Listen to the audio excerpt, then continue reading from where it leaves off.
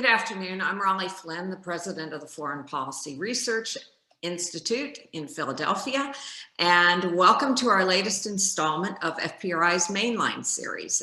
This afternoon, we'll be looking back at the Gulf War and talking with our senior fellow in our national security program, Samuel Helfont.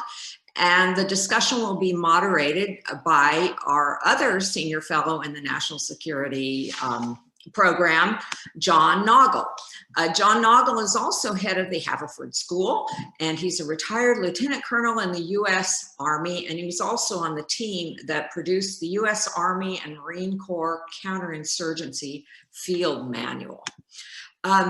As part of this discussion, they'll be looking at the legacy of the Gulf War 30 years later, and what are the key takeaways from Operation Desert Shield and Desert Storm, and how we can learn the right lessons, both military and diplomatic, from our current engagements. This event is part of FPRI's Mainline series, which features discussions on global affairs and national security. We'd also like to thank our members and partners for their generous support, especially our Mainline series sponsors, Eileen Rosenau, Jim Gately, and John Piasecki. And of course, also express our gratitude to our host for the series, John Nagl and the Haverford School.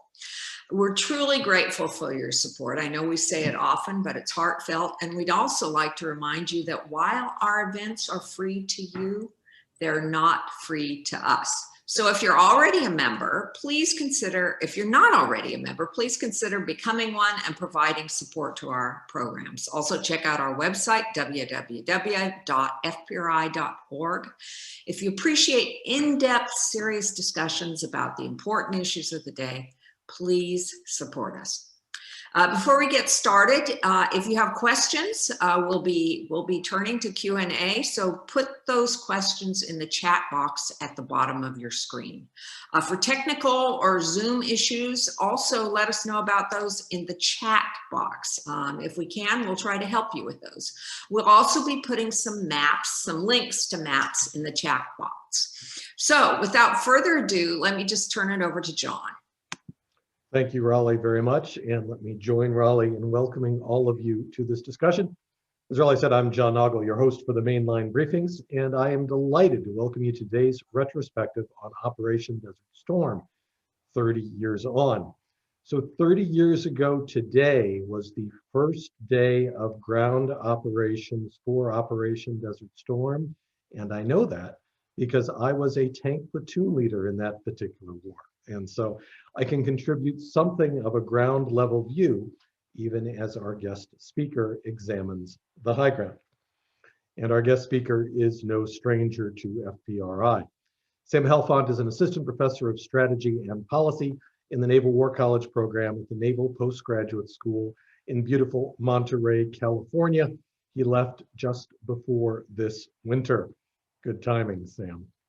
Sam is also an affiliate scholar in Islamic Studies at Stanford University and still retains a senior fellowship here at the Foreign Policy Research Institute in Philadelphia. His research focuses on international history and politics in the Middle East, especially Iraq and the Iraq Wars. Sam is the author of Compulsion in Religion, Saddam Hussein, Islam, and the Roots of Insurgency in Iraq, published by Oxford University Press 2 years ago. Sam holds his doctorate and master's degree in Near Eastern Studies from Princeton University. Prior to moving to Monterey, he completed a 3-year postdoctoral lectureship at the University of Pennsylvania downtown.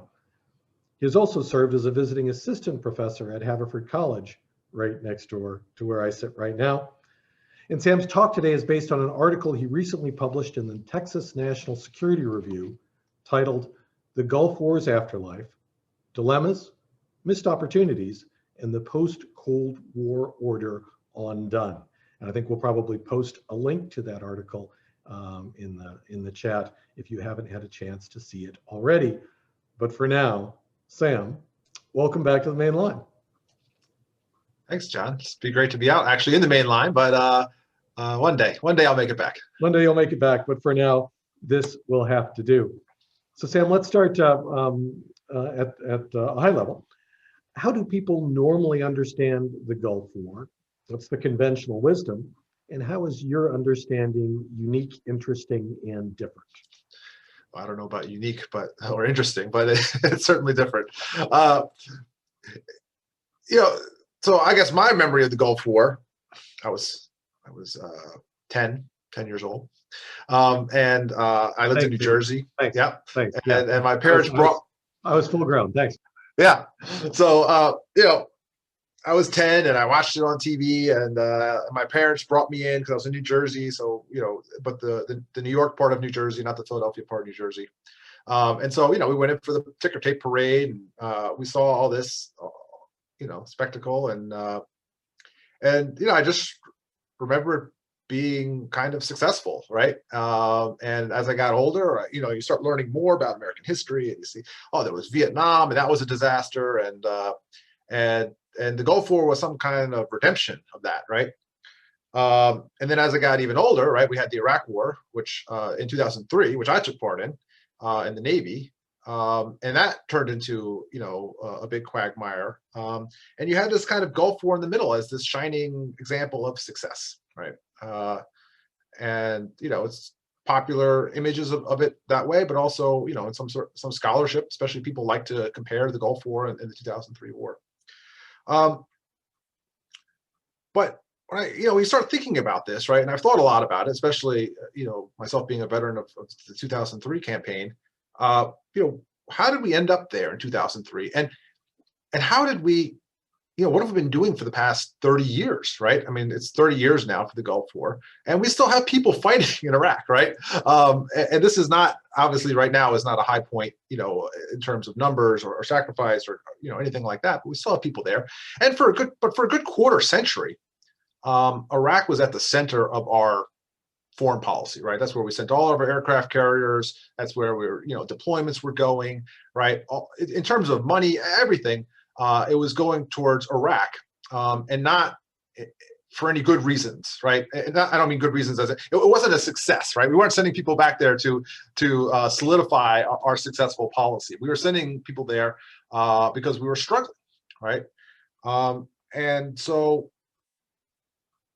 I'm not the first person to go down this line, but I probably dug more into the archives than anybody else who's tried to answer this question and tried to look at the long tail of the Gulf War. And you start looking at the long tail of the Gulf War, and you see that a lot of the problems that we faced in many other, certainly in the 1990s, but even into 2003 and afterwards, were all problems that originated in the Gulf War.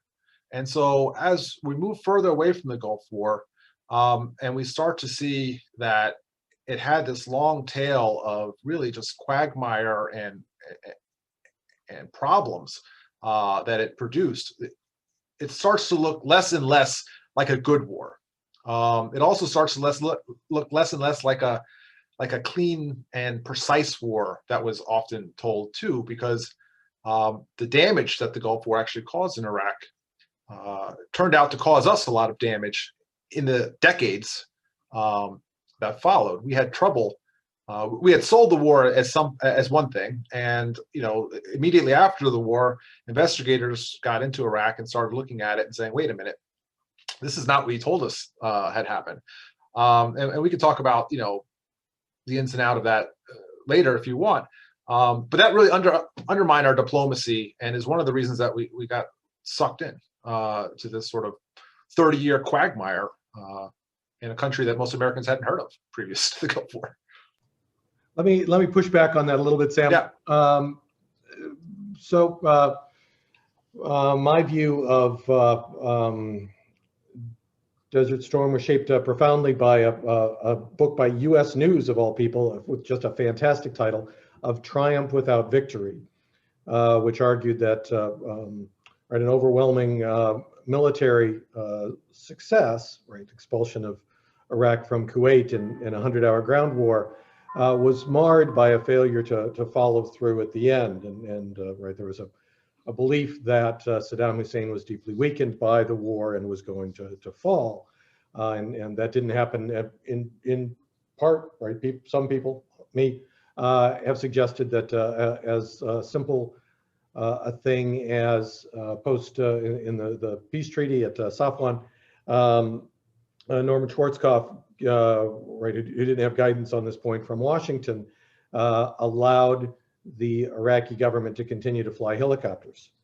And they used those helicopters in the wake of Desert Storm to put down uprisings among the Shia, the Marsh Arabs in the south, that might have led to his ouster. And so, right. But I'm interested in your thoughts on that. But then my broader disagreement with you, I think, it is you suggest that the 30 years, all the errors of the 30 years can be traced back to Desert Storm. And I draw a pretty clear distinction between, as Richard Haas does, between the two Iraq wars, right? So Desert Storm, Richard says, I agree, was a war of necessity. The 2003 war, a war of choice. And while it is entirely possible that if we hadn't invaded Iraq in 2003, we would still have a tank battalion task force rotating through Kuwait to provide security to that small country. None of those folks would be getting killed, and we wouldn't have seen the $4 trillion, the 6,000 plus American lives, the, I don't know, million Iraqi lives that were lost in the second war. So maybe you can break those down a little bit. Yeah. So, of course, the book you mentioned, U.S. News, there's also an academic literature that talks about winning the war and losing the peace. This is a big academic literature that's out there. I mean, I guess as someone who teaches strategy and policy, I have a fundamental problem with the idea of winning the war and losing the peace. In most cases, I guess it's possible to win the war and lose the peace, but it probably ranges from it sort of stems from a false understanding of what war is, right? War isn't just defeating your enemy on the battlefield. War is supposed to establish a more perfect peace, right? As one famous theorist of strategy says, right? It's supposed to set up the peace, right? And making the peace, the war termination issue, is it's called, is part of the war, right? It's not a separate topic to be dealt with, later, right? So that's one thing. So let's stay on that, yeah. Sam. I'm sorry. We'll sure. go to the dividing the two wars, because our own Frank Hoffman has weighed in on this particular point. I see him there. Yep. I'm going to ask you to dig in on that a little bit. So Frank asks, says the end game wasn't worked out in advance. Colin Powell, then National Security, no, then Chairman, right? Chairman. Sought to shut the war down at the end of day 3 and day 4. CENTCOM ended up negotiating armistice without much political guidance. I think that is an accurate statement from Frank. That's not usually the case, but that one I think is accurate. What accounts for the failure of, because I agree with the point you just made, that the war continues after the shooting stops with tank battalions like mine, right, held in reserve, ready. We weren't in reserve anymore. We were just outside Basra. We could have kept going. The threat of force to compel the enemy to do our will. We were in a ceasefire, but we could have picked it up again. We were in a position of enormous strength to achieve whatever our war goals were. But there appears to have been, Frank's suggestion, a disconnect. The transmission wasn't connected to the stick shift. Yes, that's true. But it's not just, so the war termination, ideal. So, I mean, we'll get to lessons later, but one of the lessons is, these guys get an A for effort for trying on the Gulf War, right? They really did try. But how difficult it is to do this. This is hard, right? In a finite amount of time. And particularly parts of the air campaign weren't tied to these broader goals, right? So it's not just the end of the war. It's actually what happens, if we're talking about 30 days from today, which I know, we got Frank Hoffman and you got some ground guys here, and, the war began today, 30 years ago, right? But if you ask the Air Force, it didn't begin, today, 30 years ago, right? It had been going since mid-January. And the problem was the Air Force wasn't necessarily, they weren't necessarily aligned with what this war termination strategy was going to be, because it had, from what I understand, it wasn't finished yet. They had a working group. They had a war termination working group that finished its work after war termination had taken place. So they never finished it, which meant it was never aligned with operations and plans. And it didn't really affect the ground war as much, except for that it was truncated at the end and they didn't really know where to stop. And it was a kind of off the cuff decision. right, at the White House after 100 hours. But for the air campaign, it comes out much clearer because they start destroying targets deep inside of Iraq, right, that are going to cause the U.S. an enormous amount of trouble in the decade following the war, right? Because what you do is you set up, you basically just, you disassemble a country is what they do, right? You take out the power plants, right? You take out all the infrastructure. You make it so that it's very difficult to have any kind of economic life there. And then you have these sanctions in place, right? Which is all good and well, and everyone's on board with the sanctions. Actually, the sanctions at the beginning of this thing were a kind of championed by the anti-war peace activists, right? So, everyone was on board with this in 1991. The problem is what the war does. What does the war leave in its wake? When everyone goes home and you have the ticker tape parade. I mean, I start this article for those who haven't read it, but I start the article where there's a ticker tape parade in downtown Manhattan. Well, in Midtown Manhattan, the U.S. is at the UN, and it's struggling because even our allies are saying, wait a minute, we're going to keep these sanctions on the Iraqis, but they, there's cholera, there's typhoid outbreaks, people aren't, they don't have clean water. We've just, the water plants, the water filtration isn't working. How long are we going to keep the Iraqi population, which really doesn't have any influence on its government, in this situation? The U.S. says, well, we're just going to keep it until they comply with the ceasefire. And at first, we're able to get people to other states and stakeholders to go along with us, but that fades fast. And over the next decade, it causes us an immense amount of problems. I mean, Russia recalls its ambassador to the United States over this issue, over these issues in Iraq, which you think about, the whole post-Cold War system, right, which is kind of one of the themes of the article. The outcome of the Gulf War does a tremendous amount of damage to the entire New World Order that Bush says, was one of the reasons Bush says we're fighting the war to begin with. Ideally, the war should be helping us to establish this objective, right? He lays it out in a speech on September 11th. One of the political objectives is a new world order, the fifth objective, right? He doesn't put it in the classified documents, but that's what he tells the world that we're doing there. Ideally, the world should be, the war should be fought in a way that helps us to achieve that objective.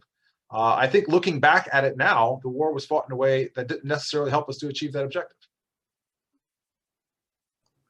Okay, and we're getting a great discussion going on war termination. I want to get us there. Yeah. And perhaps I'll put my other question, the second half of my question about decoupling, right, the 91 war from the 2003 war until later. Let's back off a little bit and share the warm glow of satisfaction. What did the U.S. do right in Operation Desert Shield and Storm?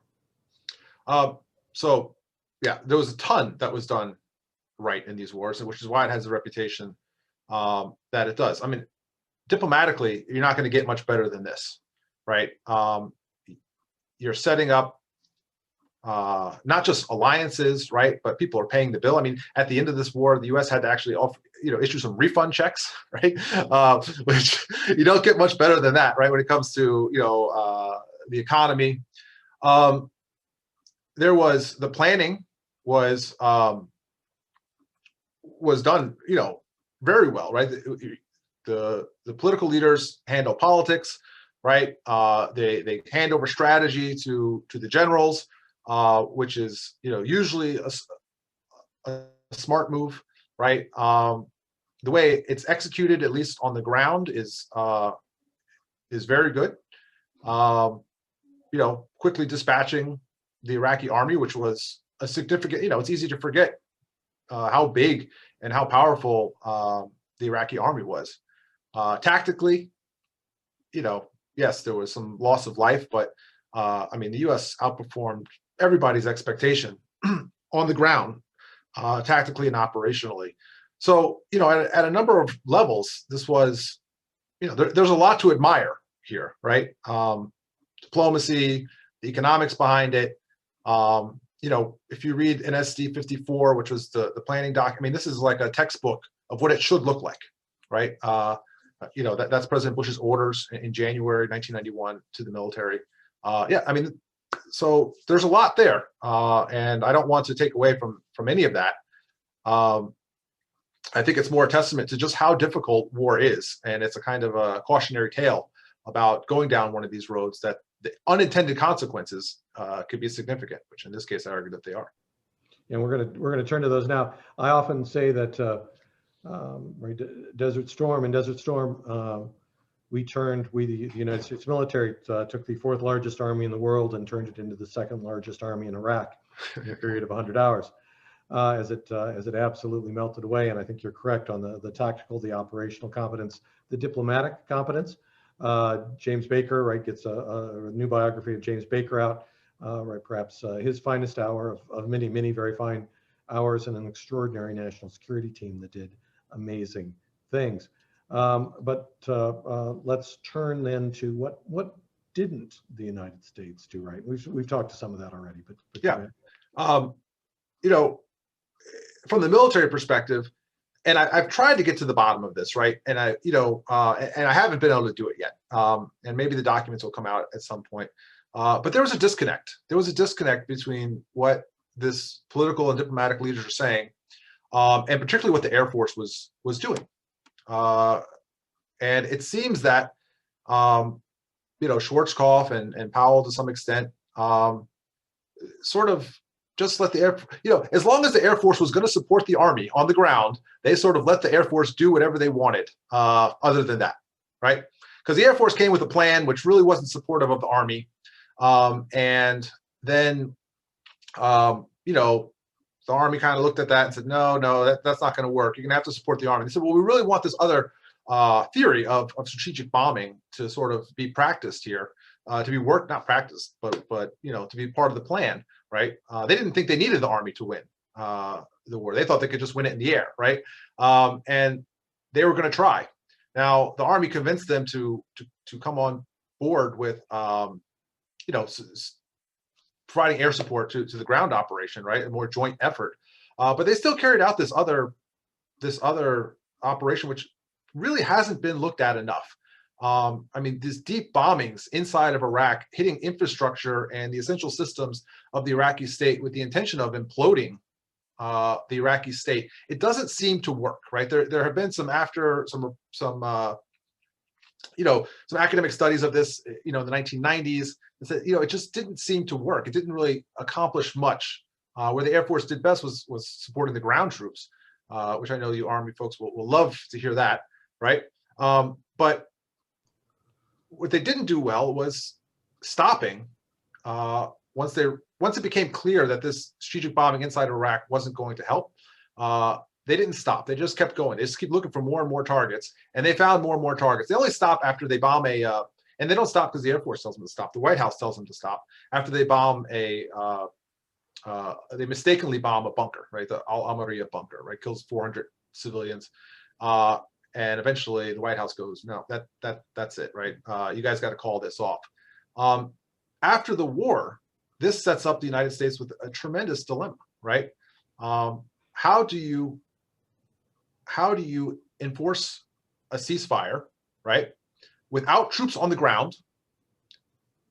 You have to do it through some sort of course of sanctions, right? But you're now sanctioning a country that has been bombed into, you know, it's not oblivion. I don't want to compare it to World War II or something like that, but you know, where there's significant suffering, right? And now this suffering was exaggerated, of course, by Saddam, but it was based on some real, real suffering on the ground, which did tremendous damage to our diplomacy. And as you follow this through all the way through the Clinton years, you know, you can look at the conversations that Clinton is having with that Bush is having, and then Clinton is having with our allies. This did tremendous damage to us. So we didn't rein in the Air Force, which they should have. And they didn't coordinate what the end of this war is going to look like, right? Because the Air Force also was operating on the idea that, hey, there's going to be regime change, right? And after there's regime change, then we'll quickly go in and rebuild all the stuff we're destroying. So it's fine. right? It's okay to go a little bit extra, destroy some things, because we're just going to go right in at the end and fix it. Because they imagined there was either going to be a capitulation or a regime change. They didn't plan for the U.S. isn't going to have a presence on the ground to rebuild the country. And by the way, we're going to sanction them, right, at the end of this, and not let them rebuild their own country. So, you know, again, if you read the article, I talk about the long tail of this, which leads right into the 2003 war. I mean, if you follow the UN Security Council debates, they go straight through, and they're still debating the things in 2003 that they were debating in June 1991. It's the same debates: regime change versus not regime change, inspectors versus non-inspectors, sanctions versus non-inspections, not sanctions. Even the title of the debates at the UN are the same. It's the situation between Iraq and Kuwait in 2003 that we're debating. I put in the chat, I think, John Warden's five rings, right, which was the Air Force's strategic bombing model, which has been subject to some criticism. I'm impressed by your point, Sam, that the Air Force expected there to be regime change, and that they thought we were going to be able to fix all the things that we'd blown up, and the political cost, the diplomatic cost of that continued. I'm going to keep running through the article, and then we're going to pick up some more of the questions. The Gulf War was a regional war, but you suggest it was more than that. Can you talk to that contention? Yes. So this gets a little bit to, I mean, I sort of mentioned earlier that Bush had said that there was a new world order, right? This is part of his way of selling the war. And there's been some debates over whether or not this really was the case, right? That he obviously used the term new world. He said on September 11th, 1990, he gets before Congress and he says, we're going to war. He lists the normal, objectives. We're going to, remove the Iraqis from Kuwait. We're going to establish regional stability, all these. And then he says there's this other objective here, which is this is about world order, right? This isn't really even about Iraq and Kuwait. This is about world order. Now, there's been some debates over the years about how much this was just rhetoric, or whether or not this was actually part of the plan. Some more recent scholarship. There's a good book that came out on the Bush administration by a guy named Jeffrey Angle about a year or two ago, maybe a year ago, where he FOIA'd everything, and there was some interesting debates in the Security Council right in the beginning of August where they discussed this, right? And Powell and Baker wasn't there; he was abroad at the time. But Cheney, for sure, they were kind of saying, "What are we getting? We're not doing anything about this. What do we care about Kuwait?" Right? There's a trope that this was a gas station. There's whether it's an Exxon Mobil, I forget what the term, Total versus Exxon Mobil, whatever it is. Who cares who sells us the gas, right? And by the way, Iraq's got this giant army and it's really far away. Are we going to go there? Like, why are what's the point of doing this? It just the juice isn't worth the squeeze. For this. And Bush and Scowcroft basically have a different view. And their view is, wait a minute, no, the Cold War is coming to an end. We need, what kind of world are we going to live in? Bush says this is going to, this is about the next 100 years, right? It's about world war. It's that big, he says. And what they try to do is figure out what is the system that we want. What is the world system that we want to live in, right? There's debates going back all the way back to the beginning of the UN, right? The UN is going to be this institution that is going to replace aggressive warfare, right? It's going to replace it with a rule of law, and we're going to have these other instruments of international power, like sanctions, weapons inspections, whatever else enforcement of UN resolutions at the Security Council, right? We weren't able to do any of that throughout the Cold War, right? There's only a couple of really small instances that were where the U.S. and the UN was able to actually enforce the Security Council resolutions. Once is when Korea, but the Soviets aren't there, right? So it doesn't really count. And then there's a case of Rhodesia, which was a small issue that basically everyone agreed on. And so this is the first case that they say, hey, you know what? We have a violation of the international system. We have unity at the Security Council for the first time since World War II.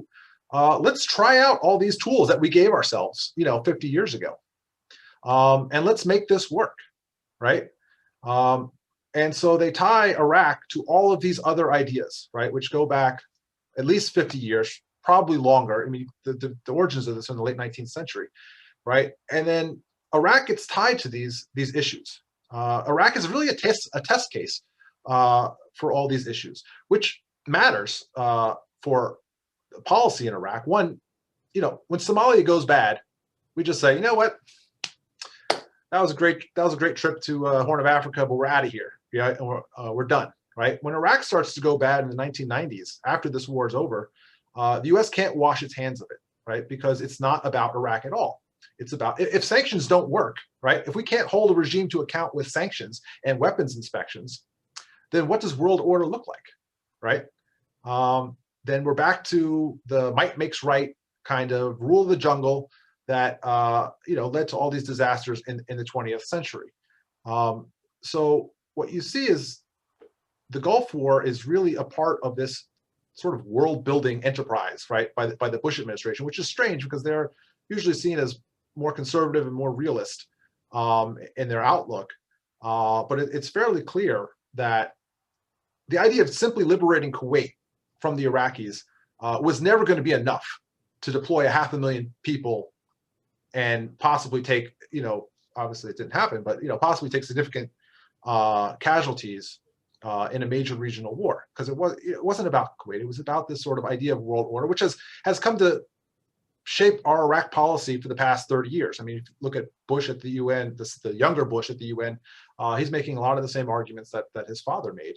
And it was, very much arguments that come out of an intellectual context of a certain time. There was end of history and all these things are going on, right? That made these ideas more believable.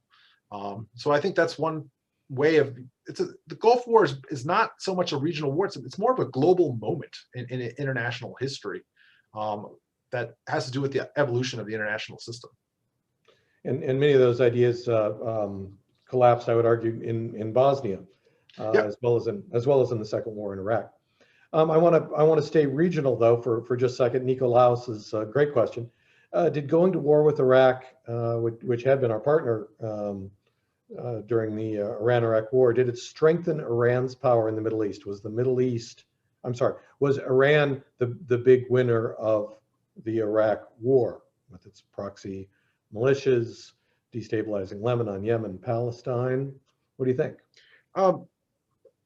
So again, this is going to be a little bit of a, maybe I'll play the academic here, and I'll say this is going to be a little bit of a historiographical question, right? Because in my view, right, for me, the more I've read into this, the more I've sort of come to terms with 2003 was just another sort of phase, a later phase of what we began in the Gulf War, right? It's the same UN resolutions, it's the same ideas.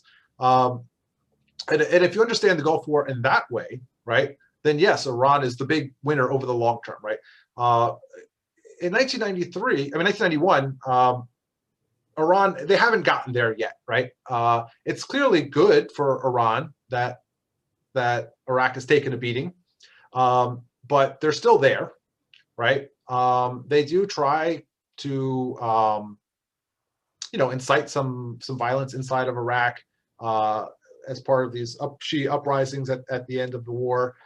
Certainly, they lose a threat to them, right? Iraq is not really going to in any place to invade Iran again. But most of their gains come later, which is actually one of the reasons why we didn't overthrow Saddam. I saw Ambassador Dan Kertzler had written in the comments there a question about the UN and the mandate that the UN gave us, which is exactly right. There was a number of reasons why we don't go rolling up into Baghdad in 1991. One is the UN, as the ambassador suggested. Another is there was a recognition, especially by our allies, right, Saudi Arabia and the Gulf allies, that this will empower the Iranians, as it did after 2003. And it's Old Home Week. A bunch of old friends here on the call, which is terrific. Bandit 5 Delta. This is Ghost Rider Red 1. The pattern is full. I want to pick up Bernard Monk's question. How much as we talk about this new world order idea, how much concrete planning was done for that, right? As in the Bush administration and in what is widely regarded to be a pretty capable national security policy team. So this is a really interesting question. The truth is not much, especially when it comes to the war, right? Now there is some, diplomacy afterwards, right? The diplomacy of bringing everybody together, right? It's sold as a new world order. We have, transcripts now of different world leaders from Japan and elsewhere coming to the United States and saying, hey, yeah, I like what you're doing here with the new world order.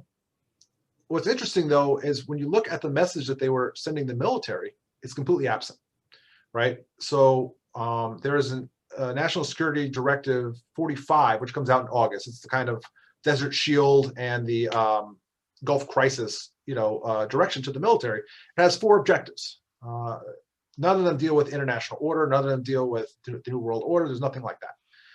Then Bush gets up in front of Congress the next month and says, we had those 4 objectives, and now we have a 5th, right, which is this New World Order.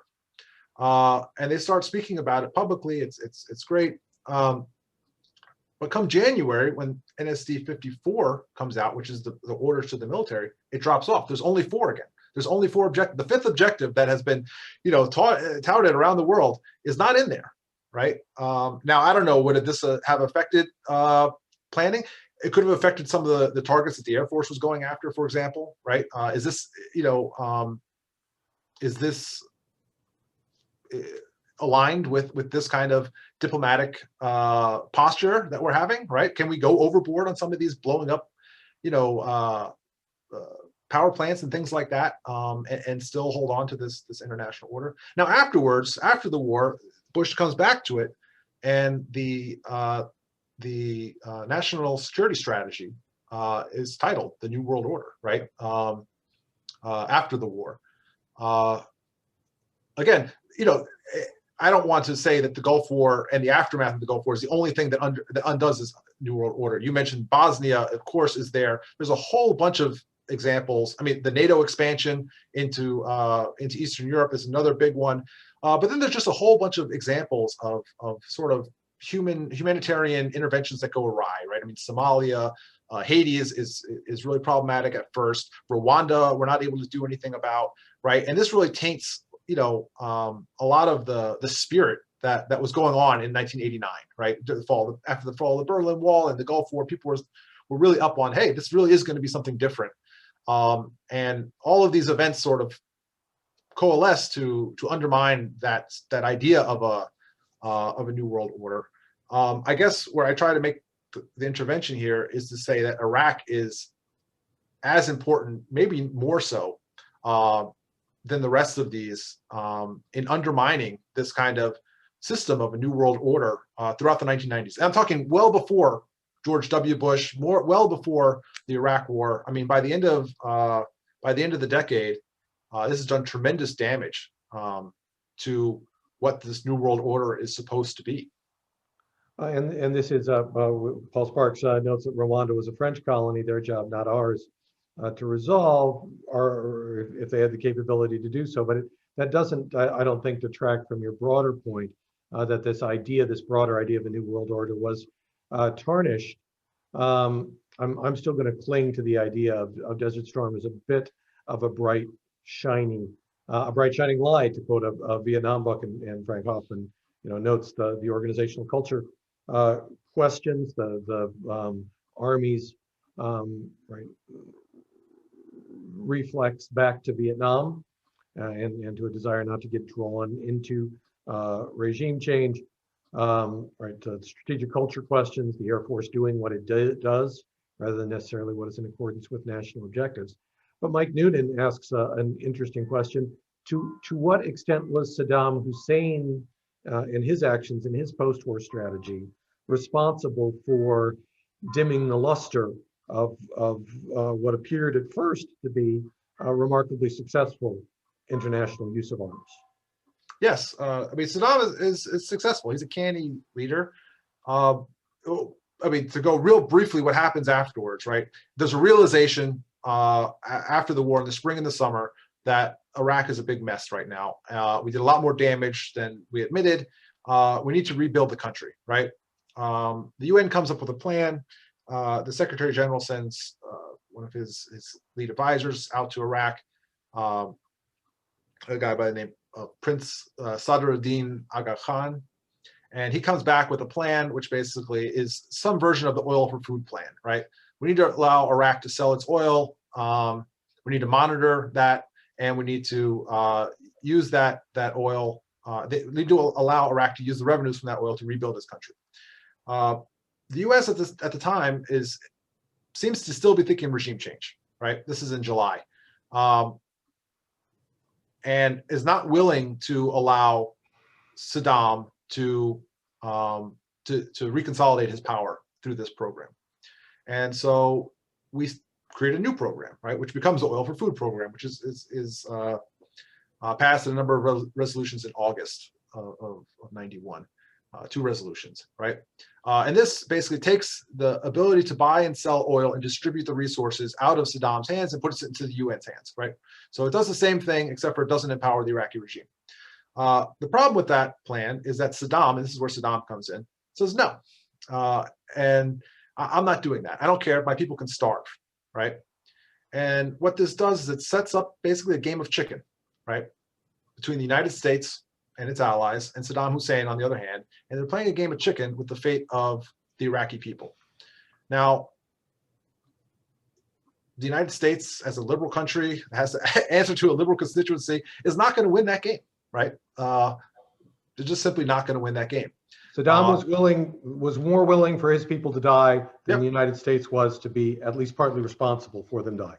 Absolutely, right? So, so in the aftermath, and the U.S. doesn't get this at first. They don't get it. You can tell in the conversation. They just simply don't. You know, they think they could just blame Saddam and it'll be fine, right? But in the end, with all these people, I mean, we're talking about thousands of people are starving to death or dying of all sorts of preventable diseases in Iraq afterwards. Now, a lot of it might have been Saddam's fault, and he could have easily alleviated that situation. But politically, that doesn't matter, right? It's not going to matter. Politically, people are going to see Iraqis dying. They're going to see America pushing the sanctions and not allowing it to happen. So, you know, what the reality is versus the perception is often, as I'm sure many people here, this audience know, is often more important, right? And the perception here is that this is the United States doing this to the Iraqi people out of spite for Saddam. So, and Saddam, you know, afterwards he does a number of other very interesting things. He's a smart ruler. You know, he's getting involved in all sorts of like influence operations around the world, which are extensive. I mean, actually, on the final stages of a book right now on this topic, Saddam's strategies from between the 2 wars, going through the Iraqi archives. And I mean, we're talking, you know, really extensive operations. Their ability to sort of coax people out of the American-led orbit, first the Russians, then the French, then basically everybody else except for the British. You know, by the end of the 1990s, right, before, again, I want to say before George W. Bush is elected, because some people will just look at that and say, oh, you know, he screwed this up. I mean, by the end of the 1990s, it's basically the United States and the United Kingdom against the rest of the world, right? Maybe the Netherlands is a little bit on board with us, but we've basically lost this political fight to Saddam Hussein over the decade after, and Saddam had a lot to do with it. It's not just our mistakes. So let's keep moving forward chronologically. I apologize. Somebody had a great summary of the organizational culture argument I made, and I fat-fingered my response, and your question disappeared. But your analysis was exactly right. I think rather than as coherent a military effort as we would have liked to have seen in Desert Storm, to a certain extent, the Army and the Air Force were doing what they did. The Navy was also doing what it did to less effect. The Marines were perfect, right, being used as bottled up on a ship so they couldn't cause problems on shore, and acted as pinned down a whole bunch of Iraqi forces without being deployed for the amphibious assault that they wanted to do. But so moving on through time to as the sanctions regime came under stress, as Sam has just said, to the attacks of September 11th and the almost immediate turn toward Iraq, toward Saddam Hussein, despite the fact that there were no links between Al-Qaeda and Saddam Hussein's Iraq at that point. John Piper asked a question, was Saddam's attempted assassination of Bush 41, or George W. Bush's father, one of the causes of what ended up being America, in my opinion, taking advantage of the September 11th attacks to try to bring to a close a failed post-Desert Storm decade of work in Iraq? I mean, I don't think it was one of the main causes. If it's, is it a cause? Is it, I mean, as a historian, right? I'm not looking for, you know, a single independent variable here, right? As a political scientist might do. Yeah, you throw it in the hopper with everything else. Certainly, you know, Bush he has a few choice quotes at some point. George W. Bush, this guy tried to assassinate my dad, right? Certainly shapes his outlook on Saddam as being just somebody. I mean, after September 11th, it seems that, you know, what Bush wants to do is it's not a new world order, right? That's not what he's after. But he feels like there needs to be some sort of rules out there, right? We can't just allow this kind of rogue states, and whether he's right or wrong, right? So it seems to me that this was his and his administration's thinking, right? That you can't allow these kind of rogue states to just disregard the norms of, you know, of the international community, because you're going to end up with all these hot spots, and you're eventually going to produce places like people like bin Laden who are going to come here. Bin Laden, of course, didn't have connections since the mid-1990s. Bin Laden and Saddam had some connections in the mid-1990s. Uday, Saddam's son, had gone to Sudan to meet with him, and they had planned some operations together against the Americans, or started to plan, but it doesn't seem like it went anywhere. It seems to have fallen apart in 1996 when bin Laden is kicked out of Sudan and goes to Afghanistan. The Iraqis seem to have lost, lost contact with him, at least according to the Iraqis' records. Some people in the Bush administration mistakenly did think that Saddam had connections with bin Laden. That was usually just a matter of them ignoring what the intelligence analysts, or the competent intelligence analysts, were telling them. So there was that belief wherever they got it from. Part of it was from this 1990s thing. I have some old theories on that, but it can go. I don't want to get off on a big tangent, here. But yeah. I think it was more about Saddam being the sort of the poster child of rogueness after 9/11, especially rogueness in the Middle East, right? Who's going to not play by the rules, who's not going to abide by any of the norms that we're supposed to be abiding by, right? Which really put him at the center, right? And a lot of it has to do with his history, right? That's post-Gulf War, right? I mean, we've been fighting with, you know, Madeleine Albright in her memoir says this was the most persistent problem that we've had, right? They didn't simply just say, and they came in, so the Clinton administration came in thinking that Iraq is not going to be an issue for them, right? It was not higher on their priority list. They were worried about other things.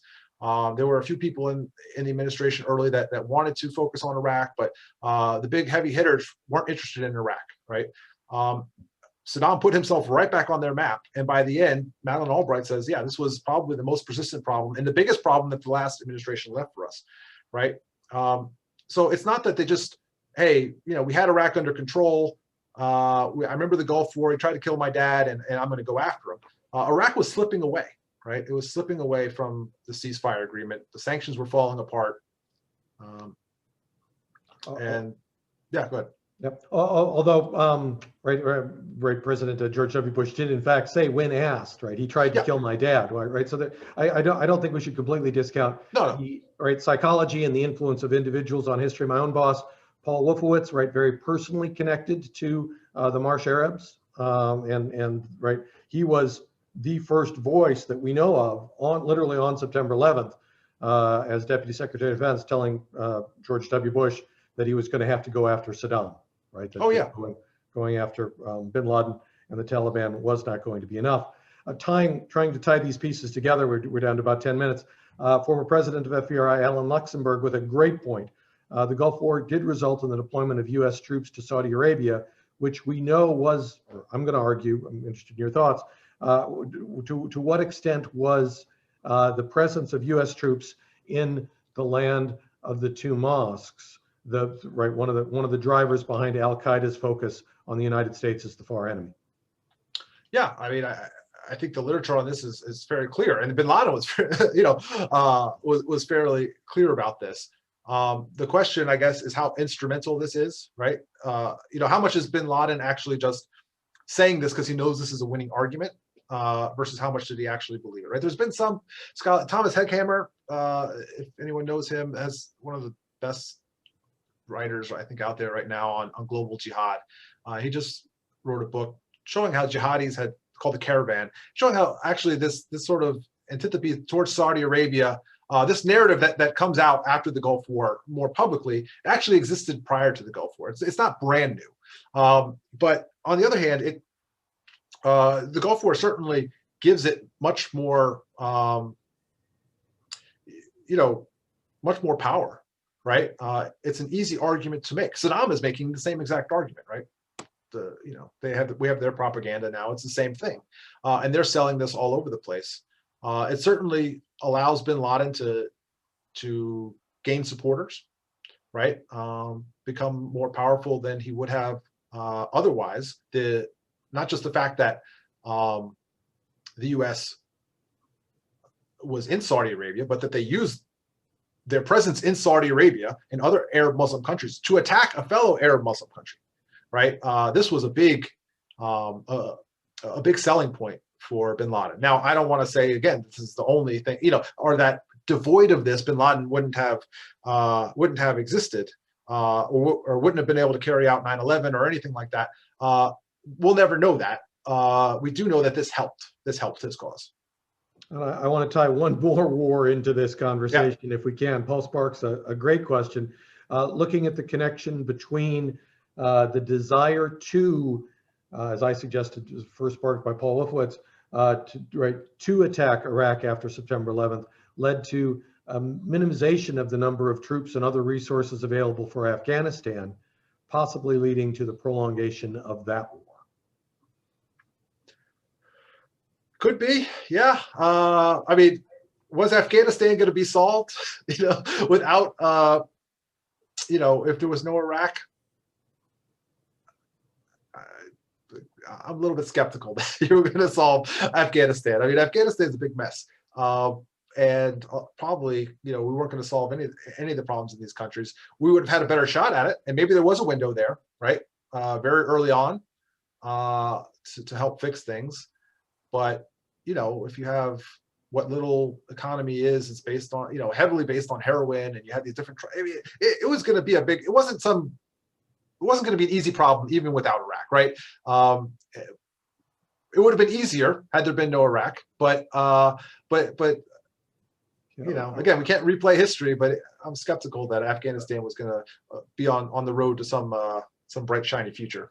I can say that from the rooms I was in, very quickly after the invasion of Iraq in 2003, Iraq took up all the air in the room, No, of course it does. and became really the only foreign policy thing that the Bush 43 administration could focus on for 3 to 4 years. And it happens again. So I mean, I was in Qatar at the KAOK in 2014. I did a Combined Air Operations Center. Yep. Right? Yeah. So yeah, sorry. The Combined Air Space Operations Center in Qatar. And I got there in February, and all we were talking about is Afghanistan, and we're going to get it right, and we're going to do it, and there's going to be elections, and June, ISIS takes over Mosul, and nobody cares about Afghanistan anymore, right? So anytime we start to focus on Afghanistan, Iraq always just kind of reasserts itself and pulls all of the oxygen out of, and those are the two most clear times, but I'm sure there's other times as well, right? When, yeah, Afghanistan. So you said we can't do counterfactuals. This is the last question I'm going to take up, and the questions have been terrific, and we could keep this conversation going. It's been an awful lot of fun. But our own Bob Kaplan asks, might Saddam's regime have collapsed into chaos in 1991, as my opinion, right? The Bush administration, the Bush 41 administration, thought it was going to do. They didn't think. They thought it was unstable enough that they didn't need to push very hard for it to go all the way down. But I think there was no expectation at that time and no appetite for occupying a post-Saddam Iraq in 1991. I think getting that degree, the willingness to do that, required an attack on the scale of September 11th of the United States.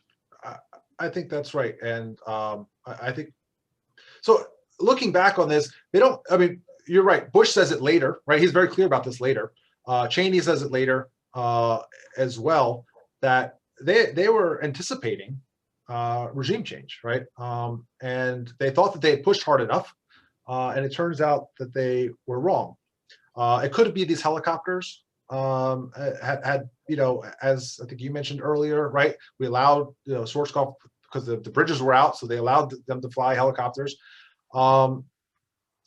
It could have been, you know, just, I think someone else mentioned in the comments, Vietnam syndrome, right? Schwarzkopf was like, we're out of here, right? I mean, that's it. We won, we're going home. We're not getting pulled into that again, right? I think Saddam was probably in a lot, he had a lot more influence and strength at home than anybody gave him credit for. I think in America, we tend to think, these tin pot dictators over there, no one, you know, without the army, they're nothing, right? Which there's some truth to that, right? If Saddam didn't have the army protecting him, he would be in trouble. But, you know, Saddam actually had a lot of support inside of Iraq, even in southern Iraq, even among the Shi'is, right? So those Shi'i rebellions that are put down, right? They're put down by the Republican Guard in combination with the Iraqi tribes, the Shi'i tribes in that area, right? And actually, the commander of the Republican Guard who puts it down is a Shi'i himself. So, you know, this sort of clear line that we draw between, you know, Saddam and the Sunnis on one side and the Shi'is on the other. I mean, the Shi'is have a lot of support for Saddam. They won't admit this now. It's kind of like the Free French, right? I mean, everybody was in the resistance. But, you know, but at the time, even you look back at the oral histories that they've done since then, right? A lot of times the Shi'is are being tortured in some horrible dungeon somewhere, right? It's another Shi'i from his neighborhood that's torturing him, right?